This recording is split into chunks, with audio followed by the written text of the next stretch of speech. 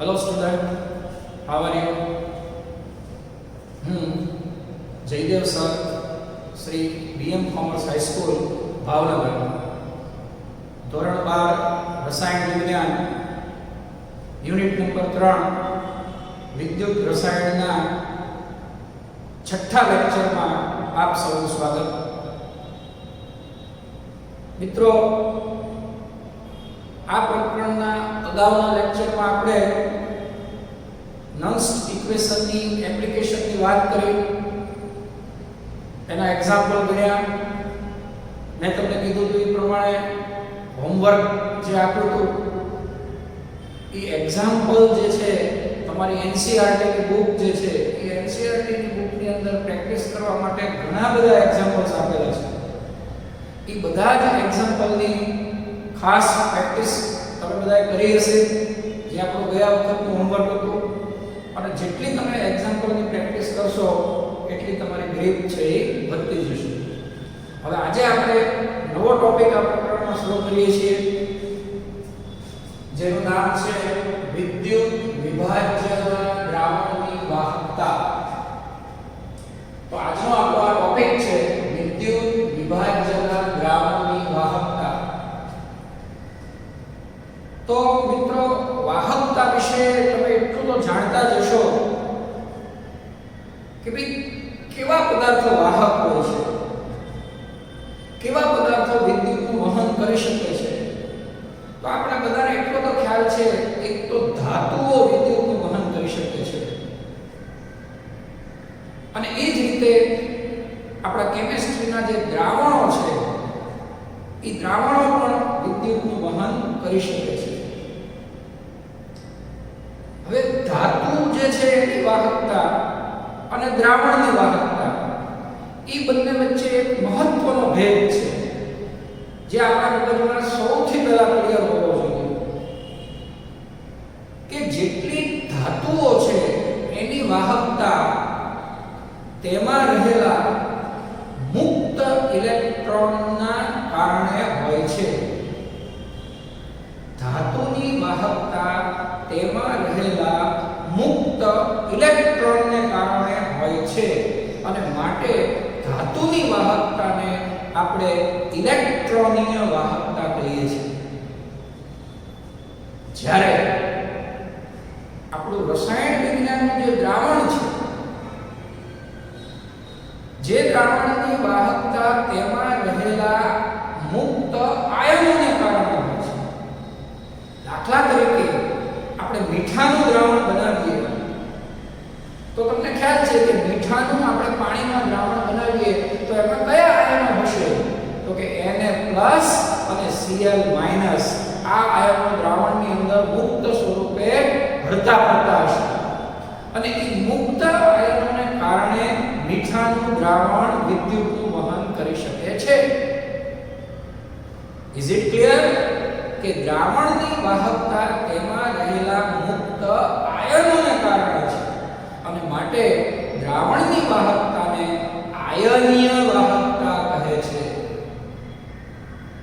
તો આટલું આપણા મગજમાં ક્લિયર થઈ જવું જોઈએ. ફરી એકવાર રિપીટ કરું છું કે ધાતુની વાહકતા મુક્ત ઇલેક્ટ્રોનને કારણે છે, માટે તેને ઇલેક્ટ્રોનીય વાહકતા કહે છે. જ્યારે દ્રાવણની વાહકતા તેમાં રહેલા મુક્ત આયનોને કારણે છે, માટે તેને આયનીય વાહકતા કહે છે. તો આજના ટોપિકમાં આપણે દ્રાવણની વાહકતાની વાત કરવાની છે, કારણ કે ધાતુની વાહકતાની વાત આપણે અગાઉ ઘણી બધી જગ્યાએ કરેલી છે, ઇવન ફિઝિક્સમાં પણ કરેલી છે. તો આજે આપણે દ્રાવણની વાહકતા વિશે વાત કરીશું. એવું દ્રાવણ કે જે વિદ્યુત વિભાજ્ય પદાર્થમાંથી બનેલું હોય, એટલે દાખલા તરીકે મીઠું. તો મીઠું છે એ વિદ્યુત વિભાજ્ય છે, અને એટલે વિદ્યુત વિભાજ્યનું દ્રાવણ છે એ જ વિદ્યુતનું વહન કરી શકે છે, કારણ કે મીઠામાંથી આયનો મુક્ત થઈ શકે છે. પણ જો તમે ખાંડનું દ્રાવણ બનાવશો તો એ વિદ્યુતનું વહન નહીં કરી શકે, કારણ કે ખાંડમાંથી આયનો મુક્ત થતા નથી. એટલે ખાંડ છે એ વિદ્યુત અવિભાજ્ય છે. એટલે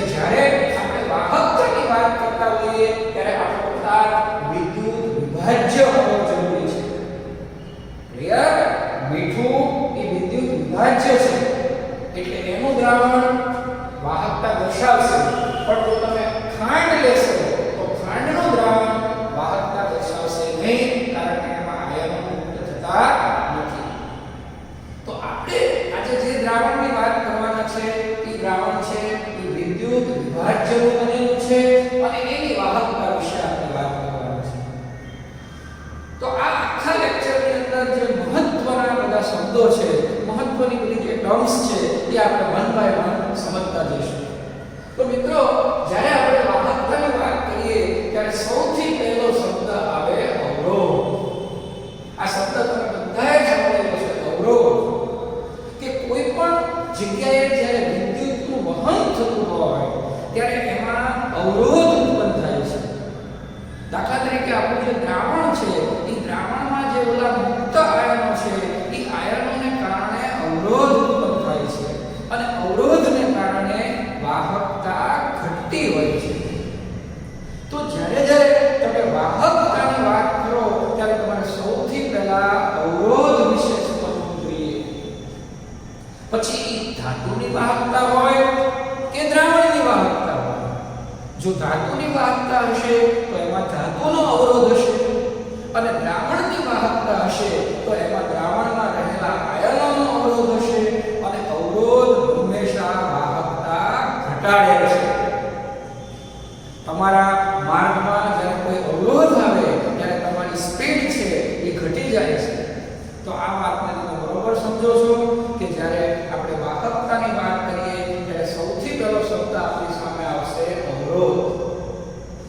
અવરોધને અંગ્રેજીમાં રેઝિસ્ટન્સ કહે છે અને માટે એને R વડે દર્શાવવામાં આવે છે અને એનું સૂત્ર અહીંયા લખેલું છે કે R ચલે છે L/A. R proportional to L/A, જ્યાં L છે એ વાહકની લંબાઈ છે. આ L જે છે એ વાહકની લંબાઈ છે, જ્યારે આ A છે એ વાહકના આડછેદનું ક્ષેત્રફળ છે. ફરીવાર જોઈ લો, R ચલે છે L/A, જ્યાં R એટલે અવરોધ, L એટલે વાહકની લંબાઈ અને A એટલે આડછેદનું ક્ષેત્રફળ. તો અવરોધ જે છે એ હંમેશા લંબાઈના સમપ્રમાણમાં અને ક્ષેત્રફળના વ્યસ્ત પ્રમાણમાં હોય છે. અને એટલે એક આવું સરસ મજાનું સૂત્ર આપણે અવરોધ માટે યાદ રાખશું. R ચલે છે L/A અને અવરોધનો એકમ તમે બધા જાણો છો, ઓહમ. અવરોધનો એકમ છે ઓહમ. આ અવરોધનો એકમ ઓહમ છે એને આવી નિશાની દ્વારા પણ આપણે દર્શાવી શકીએ છીએ. તો આજના એક એક મુદ્દાઓ આપણે વિગતવાર સમજવાના છે અને દરેક મુદ્દાની અંદર એકમનું તમારે ખાસ ધ્યાન રાખવાનું છે. તો સૌથી પહેલો એકમ આપણે જોયો કે ભાઈ અવરોધ જે છે એ અવરોધનો એકમ છે ઓહમ અને આ ઓહમની સંજ્ઞા છે. હવે જ્યારે આ સમપ્રમાણનું ચિહ્ન કાઢી અને આપણે ઇક્વલ ટુ મૂકીએ ત્યારે આપણે અચળાંક મૂકવો પડે છે. તો આ રો જે છે એ રો ને આપણે અચળાંક તરીકે મૂકેલો છે. તો R equal to rho into L/A, જ્યાં આ રો જે છે એ રો આપણો અચળાંક છે. રો એ આપણો અચળાંક છે અને એ અચળાંક જે છે એને કહેવાય છે વિશિષ્ટ અવરોધ અથવા પ્રતિરોધકતા. આ રો જે અહીંયા આપણે મૂકીએ છીએ એને વિશિષ્ટ અવરોધ અથવા પ્રતિરોધકતા કહેવામાં આવે છે. અને એટલે હવે આપણો બીજો શબ્દ, આપણી બીજી ટર્મ જે છે એ વિશિષ્ટ અવરોધ છે. મિત્રો, શબ્દો, સંજ્ઞા અને એના એકમ ફરીવાર સમજો. દરેક શબ્દ, એની સંજ્ઞા અને એના એકમ બરોબર સમજીને યાદ રાખજો. તો હવે આપણે બીજી ટર્મ સમજીએ કે વિશિષ્ટ અવરોધ. જો ઉપર શબ્દ છે અવરોધ, હવે આવશે વિશિષ્ટ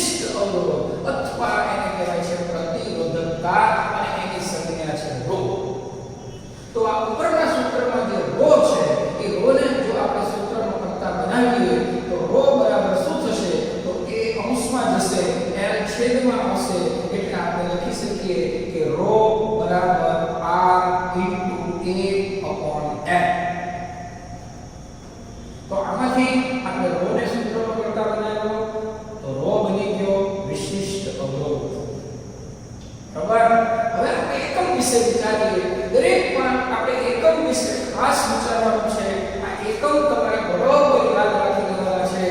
તો હવે એકમ જોઈએ તો આ r નો એકમ આપણને ખબર છે કે r નો એકમ ઓહમ છે. r નો એકમ ઓહમ છે. આ ક્ષેત્રફળ છે. ક્ષેત્રફળનો એકમ શું થશે? ક્ષેત્રફળનો એકમ શું થશે? ક્ષેત્રફળ એટલે મીટર સ્ક્વેર અને લંબાઈનો એકમ મીટર. ઉપર છે મીટર સ્ક્વેર, નીચે છે મીટર એટલે અંશમાં રહેશે માત્ર મીટર એટલે એકમ થશે ઓહમ ઇન્ટુ મીટર. બરોબર યાદ રાખી લેજો.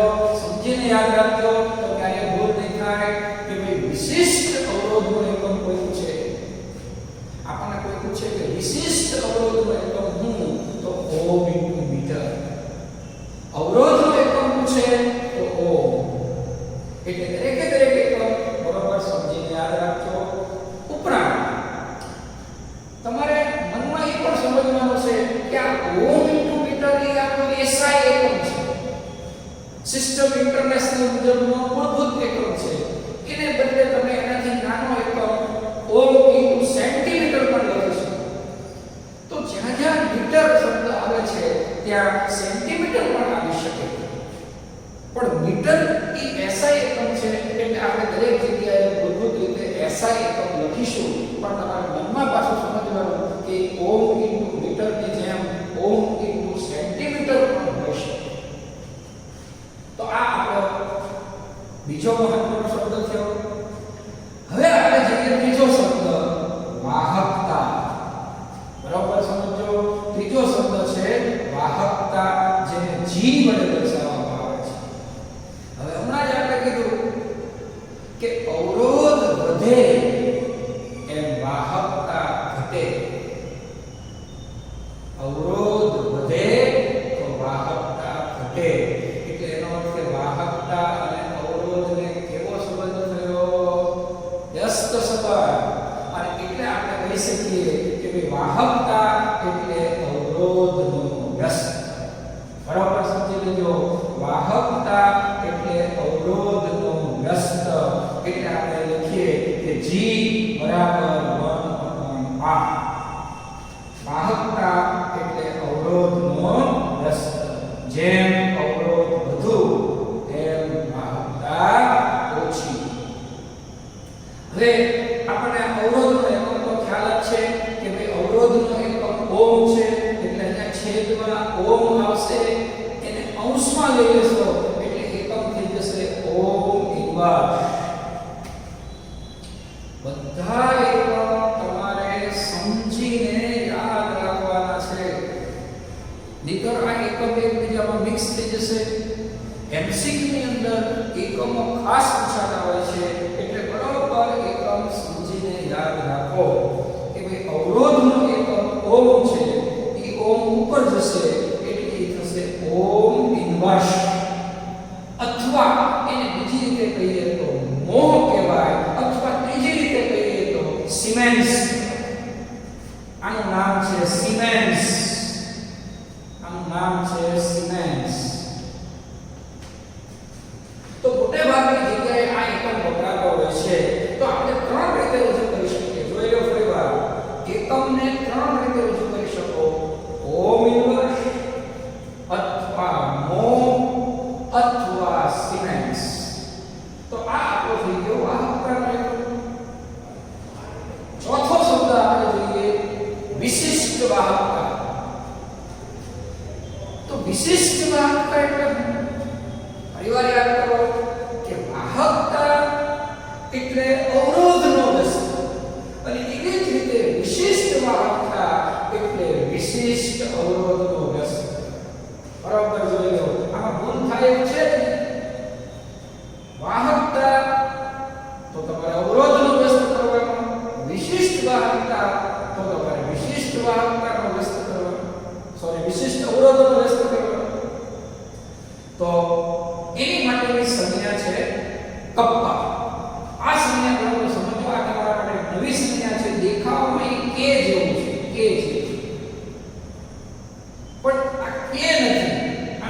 છે કપ્પા.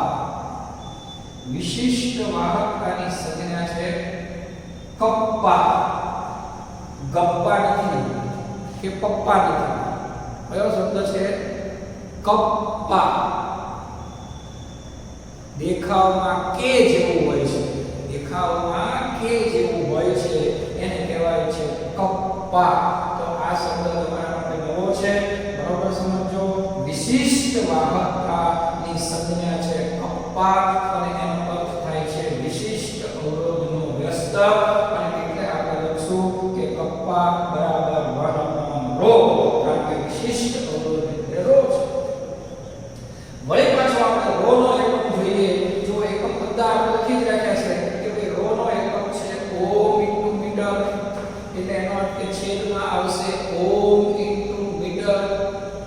ઈ ઉપર જશે એટલે ઈ થઈ જશે મો ઇન્ટુ મીટર ઇન્વર્સ. ઓમ ઇન્ટુ મીટર ઈ ઉપર જશે એટલે મો ઇન્ટુ મીટર ઇન્વર્સ. અને મો એટલે સિમેન્સ છે, તો એકમ લખશું આપણે સિમેન્સ ઇન્ટુ મીટર ઇન્વર્સ. તો તમે હવે બોર્ડ પર જોઈ શકો છો કે ભાઈ કેમિસ્ટ્રી એક એવો સબ્જેક્ટ છે કે જેમાં તમારે પહેલેથી બધા મુદ્દા સમજતા જવા પડે. જો આ ઉપરનું લખાણ તમને યાદ હોય તો ક્રમશઃ બધું જ તમને આવડે. એટલે સૌથી પહેલા મુદ્દાથી તમે બધું યાદ રાખતા જાઓ તો નીચેના બધા જ મુદ્દાઓ તમને ઓટોમેટિક આવડી જાય. ફરી વાર જોઈ લો કે રો જે છે એનો એકમ લખ્યો છે ઓમ ઇન્ટુ મીટર. તમે અહીંયા છેદમાં મૂકો ઓમ ઇન્ટુ મીટર. ઓમ ઉપર જશે, ઓમ ઉપર જશે એટલે થશે મો, અને મો એટલે સિમેન્સ. એમ અગાઉ જોતા જાઓ તો તમારે ખોટું પડવાનું જ નથી. તો આપણે સિમેન્સ લખ્યું અને પેલું મીટર ઉપર ગયું એટલે મીટર ઇન્વર્સ લખ્યું. તો આ આપણો થઈ ગયો એકમ સિમેન્સ ઇન્ટુ મીટર ઇન્વર્સ. તો વિદ્યાર્થી મિત્રો, જ્યારે આપણે વાહકતાની વાત કરતા હોઈએ ત્યારે આપણી પાસે સૌથી પહેલા આ ચાર શબ્દો આપણા મગજમાં ક્લિયર હોવા જોઈએ. તમારી નોટમાં ખાસ બધા મુદ્દાઓ લખતા જજો. હવે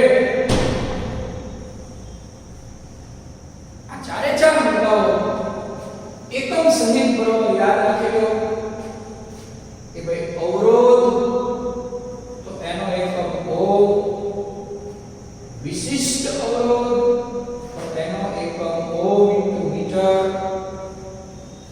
વાહકતા તો એનો એકમ ઓમ ઇન્વર્સ અથવા મો અથવા સિમેન્સ, અને વિશિષ્ટ વાહકતા કપ્પા. આ શબ્દ આપવા માટે નવો છે. વિશિષ્ટ વાહકતા કપ્પા એનો એકમ થશે સિમેન્સ મીટર ઇન્વર્સ. તો વાહકતા સાથે સંકળાયેલા ચાર મહત્વના શબ્દો જે છે એ ચાર મહત્વના શબ્દોની એ વન બાય વન આપણે ચર્ચા કરી. અને તમારી નોટબુકમાં આ બધા મુદ્દાઓ ખાસ લખજો, કારણ કે ટેક્સ્ટબુક ની અંદર આનું જે વર્ણન કરેલું હોય છે એ યાદ રાખવા માટે આ બોર્ડ પર ઉપર જે મુદ્દાઓ છે એ જો તમે નોંધેલા હશે તો તમે સરળતાથી એને યાદ રાખી લેશો. હવે આ ચાર મુદ્દાઓ સમજ્યા પછી આગળ એક પાંચમો મુદ્દો આવે છે જેનું નામ છે વાહકતા કોષનો અચળાંક, જેને કહેવાય છે G સ્ટાર. તો મિત્રો, આ વાહકતા કોષ શું છે એ શબ્દને હવે આપણે સમજીએ. તો બહુ સિમ્પલ વસ્તુ છે કે અવરોધ તમારે જો માપવો હોય, કોઈ પણ જગ્યાએ તમારે અવરોધ માપવો હોય તો એ વિસ્ટન બ્રિજ નામના સાધનની મદદથી તમે અવરોધ માપી શકો. અને ફિઝિક્સમાં એ વિસ્ટન બ્રિજ વિશે ખૂબ સરસ બધી માહિતી આપેલી છે. વિસ્ટન બ્રિજના પ્રેક્ટિકલ પણ આવ્યા છે. તો એ વિસ્ટન બ્રિજ નામના સાધનની મદદથી તમે અવરોધ માપી શકો. ધારો કે તમને કોઈ એમ કહે કે આ ધાતુનો તાર છે અથવા તો કોઈ ધાતુની વસ્તુ છે એનો અવરોધ માપો, તો એને તમારે વિસ્ટન બ્રિજ સાથે જોડવું પડે છે. તો જ્યારે તમે વિસ્ટન બ્રિજનું પ્રેક્ટિકલ કરશો ત્યારે તમારા મગજમાં વધારે ક્લિયર થશે. અમુક બાબતો એવી હોય છે કે જે પ્રેક્ટિકલથી ક્લિયર થાય છે. તો તમારે વિસ્ટન બ્રિજનો પ્રેક્ટિકલ આવવાનો છે. એમાં તમને વાહકનો અવરોધ માપવાનો કે તો તમારી વાહકને વિસ્ટન બ્રિજ સાથે જોડવો. અને તમે તમે વિસ્ટન બ્રિજ સાથે એને જોડો એટલે તમે એનો અવરોધ માપી શકો. પણ મિત્રો મૂળ પ્રોબ્લેમ હવે કેમિસ્ટ્રીનો છે કે ભાઈ કેમિસ્ટ્રીમાં તો આપણે દ્રાવણ છે એ દ્રાવણનો અવરોધ માપવાનો છે. બરોબર સમજો, આપણે દ્રાવણ છે એ દ્રાવણનો અવરોધ માપવાનો છે. કોઈ ધાતુનો તાર હોય, ધાતુનો તાર, તો એની તમે લંબાઈ માપી શકો. ધાતુના તારની, ધાતુનો ટુકડો હોય તો એની તમે લંબાઈ માપી શકો, એના આડછેદનું ક્ષેત્રફળ માપી શકો. તો ધાતુમાં આ માપન થઈ શકે, પણ દ્રાવણમાં કેવી રીતે કરવું? બહુ મોટો સવાલ છે કે દ્રાવણ જે છે એ દ્રાવણને ધાતુ જે દ્રાવણ છે એને વિસ્ટન બ્રિજ સાથે કેવી રીતે જોડવું? સમજાય છે બરાબર મગજમાં? તમે ધાતુનો તાર આપ્યો, ધાતુનો ટુકડો આપ્યો, એને તમે વિસ્ટન બ્રિજ સાથે જોડી શકો. પણ કેમિસ્ટ્રીનું દ્રાવણ આપ્યું જે પ્રવાહી સ્વરૂપે છે એને તમે વિસ્ટન બ્રિજ સાથે જોડી નથી શકતા.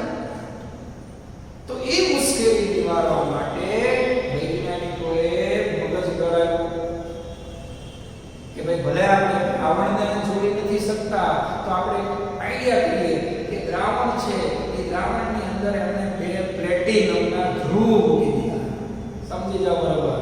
એક પાત્રની અંદર દ્રાવણ લીધું અને દ્રાવણની અંદર એમને પ્લેટિનમના વિદ્યુત ધ્રુવ મૂકી દીધા.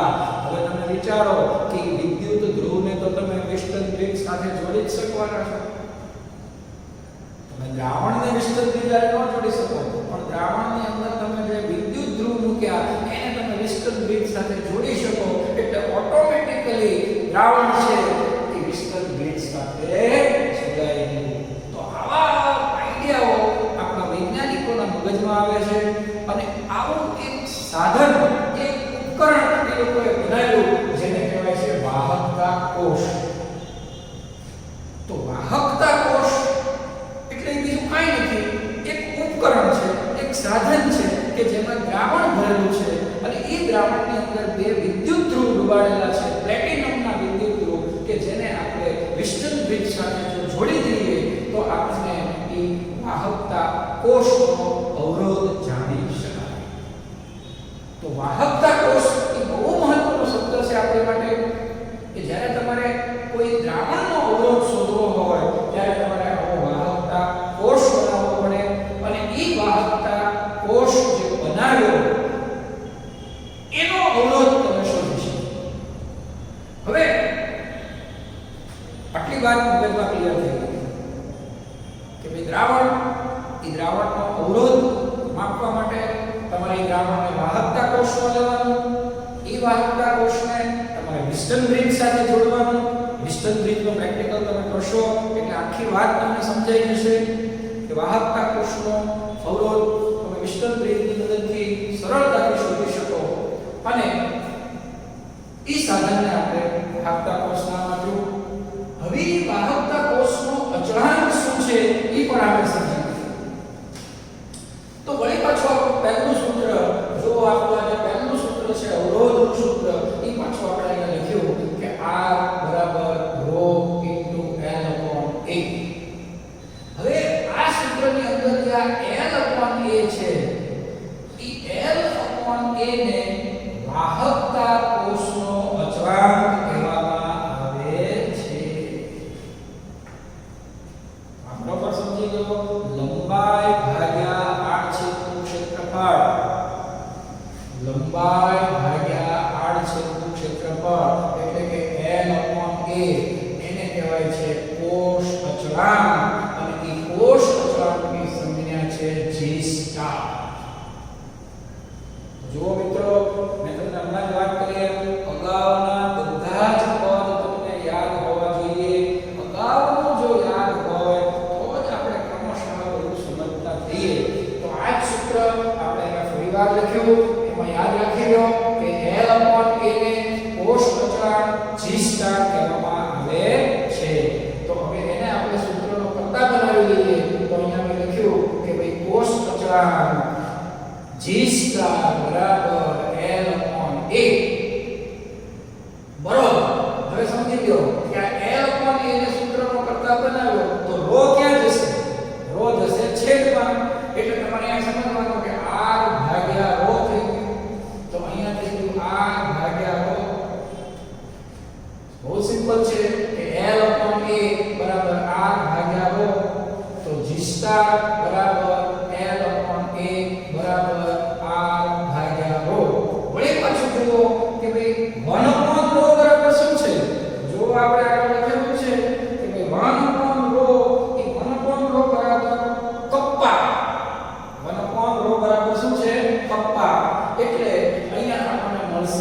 R into kappa.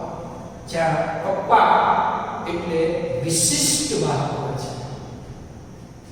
તો મિત્રો ફરીવાર યાદ રાખી લો કે G સ્ટાર એટલે કોષ અચળાંક બરાબર L upon A બરાબર R upon rho બરાબર R into કપ્પા. હવે આ કપ્પા માટે મહત્વની વાત તમને ખાસ કહી દઉં. મેં છેલ્લે એક વાક્ય લખ્યું છે, જોજો બરાબર, કે IUPAC મુજબ, ખાસ જોજો આ વાક્ય, IUPAC મુજબ વિશિષ્ટ વાહકતા જે કપ્પા છે એને જ વાહકતા ગણવામાં આવે છે. તો હવે પછી ચર્ચામાં જ્યાં જ્યાં વાહકતા શબ્દ આવે, જ્યાં વાહકતા શબ્દ આવે ત્યાં તમારે વિશિષ્ટ વાહકતા ગણવાનું છે. એટલે આપણે વારે ઘડીએ વિશિષ્ટ વાહકતા એવું નહીં બોલીએ, આપણે બોલશું વાહકતા, પણ તમારે સમજવાનું વિશિષ્ટ. એટલે આ કપ્પા, એ કપ્પા ખરેખર શું છે? વિશિષ્ટ વાહકતા, પણ એને જ આપણે વાહકતા તરીકે હવે પછી ઉલ્લેખ કરશું. તો જ્યારે હવે પછી વાહકતા એવું હું બોલું તો તમારે સમજવાનું વિશિષ્ટ વાહકતા એટલે કે કપ્પા સમજવાનું છે. તો આ રીતે R into K, આ એક સરસ મજાનું આપણને સૂત્ર મળી ગયું કે કોષ અચળાંક G સ્ટાર બરાબર L upon A બરાબર R upon rho બરાબર RK. યાદ રાખવા માટે આપણે RK એવું પણ યાદ રાખી શકીએ. કપ્પા શબ્દ બોલવામાં થોડી તકલીફ પડતી હોય તો RK એવું પણ તમે યાદ રાખી શકો. RK ઝડપથી યાદ રહી જાય. હવે આપણે એકમ વિચારીએ. એકમ છે એ ગોખવાના નથી, એકમ તમારે સમજવાના છે. ચલો આપણે સમજીએ એકમને કે ભાઈ આ R છે તો એ R નો એકમ છે ઓમ, અને આ rho જે છે આ કપ્પા જે છે એનો તમે એકમ વિચારો. R નો એકમ છે ઓમ અને કપ્પાનો એકમ અહીંયા લખ્યો છે સાયમન્સ. સાયમન્સ એટલે ખરેખર શું છે? ઓમ ઇન્વર્સ છે અને મીટર ઇન્વર્સ છે. તો જો આ R નો એકમ મૂકી દીધો ઓમ, અને આ કપ્પાનો એકમ આપણે લખીએ કે ઓમ ઇન્વર્સ મીટર ઇન્વર્સ. જો અગાઉના એકમમાં મને ઘણી બધી જગ્યાએ કામ લાગશે કે આ ખરેખર શું છે? તો કે ઓમ ઇન્વર્સ છે, મીટર ઇન્વર્સ છે. તો અહીંયા આપણે લખ્યું ઓમ ઇન્વર્સ મીટર ઇન્વર્સ. આ ઓમ ઇન્વર્સ કેન્સલ થયું તો એકમ શું બન્યો? Metre inverse. તો આપણને એવું પૂછે કે કોષ અચળાંક G સ્ટાર નો એકમ જણાવો. તો કોષ અચળાંક G સ્ટાર નો એકમ થશે મીટર ઇન્વર્સ. બરાબર છે? તો આ રીતે બધા જ એકમોનો 1 બાય 1 તમે સમજીને યાદ રાખી શકો. એટલે આ બોર્ડ વર્ક ઉપર જે મુદ્દાઓ છે એ મુદ્દાઓ જો તમે તમારી નોટમાં લખશો તો ટેક્સ્ટબુકને યાદ કરવાની તમારે બહુ મુશ્કેલી પડશે નહીં, સરળતાથી તમે બધું યાદ રાખી શકશો. તો આ વાત થઈ ગઈ વાહકતા કોષનો અચળાંક. આ મુદ્દો પણ તમારા માટે બહુ ઉપયોગી છે. આજે આપણે જેટલા ટોપિક જોઈએ છે એ બધા ઉપરથી નેક્સ્ટ લેક્ચરમાં એક્ઝામ્પલ પણ મળવાના આવશે. એટલે યાદ રાખી લેજો બરાબર. હવે આપણે છઠ્ઠો મુદ્દો જોઈએ આજના લેક્ચરનો છેલ્લો મુદ્દો, જેનું નામ છે મોલર વાહકતા. પાછી એક નવી સંખ્યા આવી. જો આ સંખ્યા કદાચ તમે નહીં સાંભળી હોય, આને કેપિટલ લેમ્બડા કહેવામાં આવે છે. યાદ રાખજો બરાબર. આ શબ્દ છે એને લેમ્બડા થી ઓળખવામાં આવે છે. આ શબ્દ તમને હું યાદ કરાવું કે આપણે તરંગ લંબાઈ માટે આપણો શબ્દ લખીએ છીએ લેમ્બડા. તો આ કેપિટલ લેમ્બડા છે. આ બંનેનું નામ છે લેમ્બડા. આ તરંગ લંબાઈ માટે વપરાય છે, આ મોલર વાહકતા માટે વપરાય છે. તો આ આપણા જાણીતા શબ્દો છે લેમ્બડા. તો મિત્રો મોલર વાહકતા એની માટે સંજ્ઞા છે લેમ્બડા m. મોલર માટે એમ લીધું છે. તો આવા આજે આપણે બે સંજ્ઞાઓ નવી જોવા મળી. એક સંજ્ઞા આપણે આ જોવા મળી કપ્પા. આ એક નવી સંજ્ઞા છે તમારા માટે કપ્પા. એવી જ રીતે આ સંજ્ઞા છે એને કહેવાય છે લેમ્બડા. તો હવે યાદ રાખજો મોલર વાહકતા એટલે લેમ્બડા m એવું આપણે બોલશું. એનું સૂત્ર અહીંયા બોર્ડ ઉપર લખેલું છે.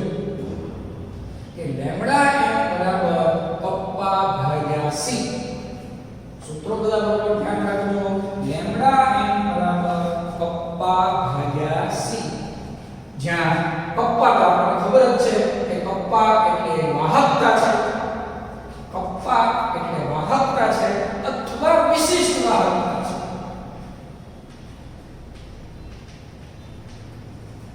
આમાં ભૂલ નહીં કરતા. વાહકતાને આપણે વિશિષ્ટ વાહકતા સમજવાનું છે. જે આ વાક્ય છેલ્લે લખ્યું છે બરોબર યાદ રાખો. તો કપ્પા જેટલું આપણું વાહકતા અથવા પ્રોપરલી એને કહેવાય વિશિષ્ટ વાહકતા. અને સી તમને બધાને ખ્યાલ છે કેમિસ્ટ્રીમાં સી એટલે શું? કોન્સન્ટ્રેશન. સી એટલે કોન્સન્ટ્રેશન અને કોન્સન્ટ્રેશન એટલે સાંદ્રતા અને સાંદ્રતાનો સ્ટાન્ડર્ડ એકમ છે મોલારિટી. તો કે અને સી બંનેનો અર્થ આપણે બાજુમાં લખ્યો. હવે આપણે બોલો વાત પર આવીએ છીએ. આ સૂત્રને તમારા દાખલા ગણતી વખતે બહુ જ ધ્યાન રાખવાનું છે એકમની દ્રષ્ટિએ કે આ કપ્પા જે છે એ કપ્પાનો એકમ જોજો. કપ્પાનો એકમ અહીંયા લખેલો છે સાયમન્સ મીટર ઇન્વર્સ. એટલે કપ્પાનો એકમ સાયમન્સ મીટર ઇન્વર્સ હોય અથવા કપ્પાનો એકમ સાયમન્સ સેન્ટીમીટર ઇન્વર્સ હોય તો બંને સંજોગોમાં ગણતરી અલગ અલગ રીતે કરવી પડે છે. તો મિત્રો ફરી એકવાર કહો કે જ્યારે આના એક્ઝામ્પલ તમે ગણતા હો ત્યારે રકમની અંદર એકમ કયા સ્વરૂપે આપ્યો છે એ બરોબર જોજો. અને એટલે અહીંયા આપણે એને બે ભાગમાં વહેંચી નાખ્યું છે જેથી તમારી કોઈ ભૂલ ન થાય. કે જો એકમ મીટર એકમની અંદર દર્શાવેલો હોય તો તમારે આ નંબર 1 પ્રમાણે ગણતરી કરવાની છે. અને જો એકમ સેન્ટીમીટર ઇન્વર્સ પ્રમાણે દર્શાવેલો હોય તો તમારે નંબર 2 પ્રમાણે ગણતરી કરવાની છે. તો આ બંને ગણતરી ખાસ સમજી લેજો બરોબર. તો પહેલા આપણે લઈએ સાયમન્સ મીટર ઇન્વર્સ. ધારો કે આપ્યું છે આપણે રકમમાં, આપણી રકમમાં કપ્પાનો એકમ આપ્યો છે સાયમન્સ મીટર ઇન્વર્સ. તો એનો અર્થ એવો થયો કે તમારે આ સાંદ્રતા જે મોલારિટીમાં છે એને તમારે મોલ પ્રતિ મીટર ક્યુબમાં ફેરવવી પડે. આ એક ગણતરી કરવા માટેનો મુખ્ય સિદ્ધાંત છે કે જ્યારે ફિઝિક્સ હોય, કેમિસ્ટ્રી હોય, મેથ્સ હોય, કોઈ પણ ગણતરી તમે કરતા હો ત્યારે એનો એક આ સામાન્ય નિયમ છે કે એકમોની સમાનતા હોવી જોઈએ. કોઈ એક વસ્તુ તમે જો મીટરમાં લખો તો તમારે બીજી વસ્તુ મીટરમાં લખવી પડે. જો કોઈ એક વસ્તુ તમે સેન્ટીમીટરમાં લખો તો બીજી વસ્તુ તમારે સેન્ટીમીટરમાં લખવી પડે. અને એટલે આપણી આ જે મોલારિટી છે એ મોલારિટી એટલે ખરેખર મોલારિટી એટલે શું છે? મોલ પ્રતિ લિટર છે. સોચો બરાબર. આપણી આ છેદમાં મોલારિટી છે એ મોલારિટી ખરેખર છે મોલ પ્રતિ લિટર, પણ એને મારે હવે મોલ પ્રતિ મીટર ક્યુબમાં ફેરવવાની છે. અને એટલે મેં એને 1000 વડે ગુણી નાખ્યું. જો મોલારિટી એને મેં 1000 વડે શું કામ ગુણ્યું? તો એનું કારણ છે કે 1000 લિટર પ્રતિ મીટર ક્યુબ થશે. આ તમે અગાઉના ધોરણમાં પણ શીખી ગયા છો, છતાં તમને ખ્યાલ ન હોય તો અહીંયા સાઈડમાં મેં તમને લખીને આપ્યું છે કે ભાઈ 1 લિટર બરાબર 10⁻³ મીટર ક્યુબ થાય છે. આ સંબંધ ખાસ યાદ રાખજો. આ બંને સંબંધ તમારા માટે ઉપયોગી છે કે 1 લિટર બરાબર 10⁻³ મીટર ક્યુબ થાય છે. અને એટલે મેં મોલારિટીને અહીંયા 1000 વડે ગુણી. એટલે હવે તમે જોઈ લો કે આ મોલ પ્રતિ લિટર હતું એ હવે શેમાં ફરી ગયું? તમે જુઓ લિટર અને આ આપણે તો પેન્સિલ નહીં. તો આ બની ગયું મોલ પ્રતિ મીટર ક્યુબ. મોલ પ્રતિ મીટર ક્યુબ અથવા મોલ મીટર⁻³ આવા તો સમજવાની કે જ્યારે તમારો એકમ મીટર ઇન્વર્સ હોય ત્યારે તમારે આ મોલારિટીને મોલ પ્રતિ મીટર ક્યુબમાં ફેરવવી પડે. એટલે આપણે એને નીચે 1000 વડે ગુણી નાખ્યું છે. સેમ બીજી વસ્તુ કે હવે જો તમારો આ એકમ સેન્ટીમીટર ઇન્વર્સમાં હોય તો તમારે મોલારિટીને મોલ પ્રતિ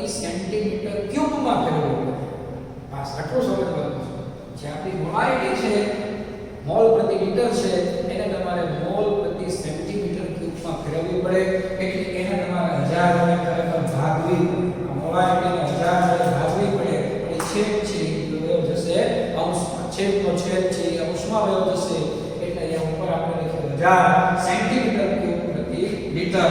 જે આ સંબંધની મદદથી તમે બરોબર સમજી જશો. એટલે સાઈડમાં જે સંબંધ લખીને આપ્યો છે એની મદદથી તમને આ સમજાશે. તો વળી પાછો હવે આમાં વિચારો કે આ લિટર ઇન્વર્સ કેન્સલ થઈ ગયું એટલે આ થઈ ગયું મોલ ઇન્વર્સ સેન્ટીમીટર ક્યુબ. અથવા આને આપણે નીચે લાવીએ તો મોલ પ્રતિ સેન્ટીમીટર ક્યુબ આપણી મોલારિટી થઈ ગઈ. હવે આ એક વસ્તુનું દાખલામાં તમારે ખૂબ ધ્યાન રાખવાનું છે. ફરીવાર જુઓ કે આ પહેલું સૂત્ર છે એમાં 1000 છેદમાં આવે છે. તો જ્યારે આ એકમ હશે ત્યારે 1000 છેદમાં આવશે અને આ બીજું સૂત્ર છે એમાં 1000 અંશમાં આવે છે. તો તમારે આ બંનેમાંથી કોઈ એક સૂત્ર વાપરવાનું આવશે. આ એનું મૂળભૂત સૂત્ર છે. દાખલામાં તમારે કાં તો નંબર 1 વાપરવાનો કાં તો નંબર 2 વાપરવાનો. યાદ રાખજો નંબર 1 માં 1000 છેદમાં છે, નંબર 2 માં 1000 અંશમાં છે. તો સૂત્ર 1 વાપરવું કે 2 વાપરવું એનો આધાર એક્ઝામ્પલમાં કયો એકમ આપેલો છે એના ઉપર રહેલો છે. એટલે આ એકમ તમારે બરાબર ધ્યાન રાખવાનો, એ પ્રમાણે તમારે સૂત્ર વાપરવાનું. હવે આપણે ફાઇનલ એકમ નક્કી કરીએ તો મિત્રો જો કે અહીંયા સાયમન્સ મીટર ઇન્વર્સ છે અને અહીંયા છે મોલ મીટર રેઝ ટુ -3. હવે આ એકમને તમે ઉપર લઈ જશો. જો આ બંને એકમ છે એને તમે અંશમાં લઈ જશો અને પછી સાદુરૂપ વિચારશો તો તમને આવું મળી જશે siemens metre square mole inverse. કારણ કે આ મીટર કેન્સલ થઈ ગયું. આ મોલ ઇન્વર્સ ઉપર આવ્યું. તમે સમજો બરાબર. એકમને સમજવા માટે આપણે વિચારીએ કે આ કેન્સલ થયું તો ઉપર શું આવ્યું કે ઉપર આવ્યું મોલ ઇન્વર્સ મીટર ક્યુબ. સમજો બરાબર. આ બે શબ્દોને ઉપર લીધા એટલે મોલ ઇન્વર્સ મીટર ક્યુબમાંથી આ માઈનસ વધ્યું એટલે siemens metre square mole inverse. તો ફાઇનલ એકમ એનો થશે siemens metre square mole inverse. એવી જ રીતે હવે નીચે તમે સમજો તો આ મોલ ઇન્વર્સ આમાં તો સીધું લિટર ઇન્વર્સ કેન્સલ થઈ જશે. આ મોલ ઇન્વર્સ ઉપર જશે, મોલ ઇન્વર્સ ઉપર જશે. સેન્ટીમીટર ક્યુબમાંથી આ માઈનસ થશે એટલે Symons centimetre square mole inverse. તો અહીંયા Symons centimetre square mole inverse. તો આપણો આ ફાઇનલ એકમ મોલર વાહકતા. પૂછે કોઈ કે મોલર વાહકતાનો એકમ જણાવો. મોલર વાહકતા લેમ્ડા એકનો એકમ જણાવો. તો either siemens metre square mole inverse અથવા siemens centimetre square mole inverse. તો મિત્રો આજના લેક્ચરમાં મેં તમને આ વાહકતા સાથે સંકળાયેલા આ 6 શબ્દો મેં તમને સમજાવ્યા. 6 શબ્દ તમારા માટે ખૂબ ખૂબ ઉપયોગી છે. બોર્ડ વર્કમાંથી તમે બરોબર એટલું નોંધ કરી લેજો. આ 6 શબ્દોના આધારે હવે પછીના લેક્ચરમાં આપણે એની ગણતરી શીખવાની છે. એની ઉપર આગળની બધી જ માહિતી આપણે શીખવાની છે. પણ એની પહેલી કન્ડિશન કે આજના આ 6 શબ્દો જે છે એ તમને સૂત્ર એકમ સહિત બરોબર યાદ રહેવા જોઈએ. તો આ લેક્ચરને આપણે અહીંયા વિરામ આપીએ છીએ. આગળની વાત આપણે પછીના લેક્ચરમાં કરશું. Thanks to all.